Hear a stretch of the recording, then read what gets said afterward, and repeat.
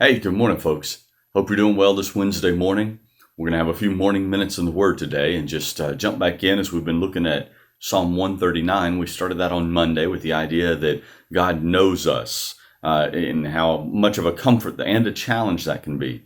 Well, let's go ahead and jump down to verses 3 and 4 this morning. I want you to see Psalm 139, 3 and 4. Thou compassest my path and my lying down, and art acquainted with all my ways. For there is not a word in my tongue, but lo, O Lord, thou knowest it altogether. You know, the thing that comes to mind to me today as I read these two verses, talking about the Lord knows all of our ways and he knows all of our words. Now, that can be taken a lot of different ways. I mean, sure, hey, that means he knows when we stray, when we say something we shouldn't. And that should be a challenge to us that every word that we say, God hears, God knows. When we go the wrong way, God knows that, and he wants us to follow him. That's definitely one way we take this. But for me, as I read this again this morning, a thought came to mind. This idea that thou compassest my path, my lying down, art acquainted with all my ways. There's not a word in my tongue, O Lord, but thou knowest it altogether.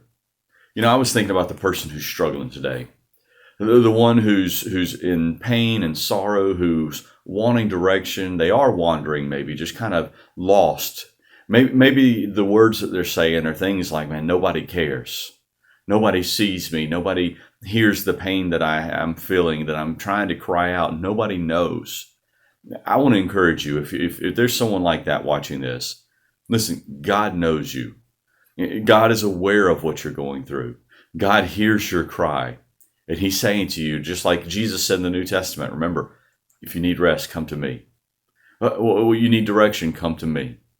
You want comfort and peace and just the strength to get through, come to me.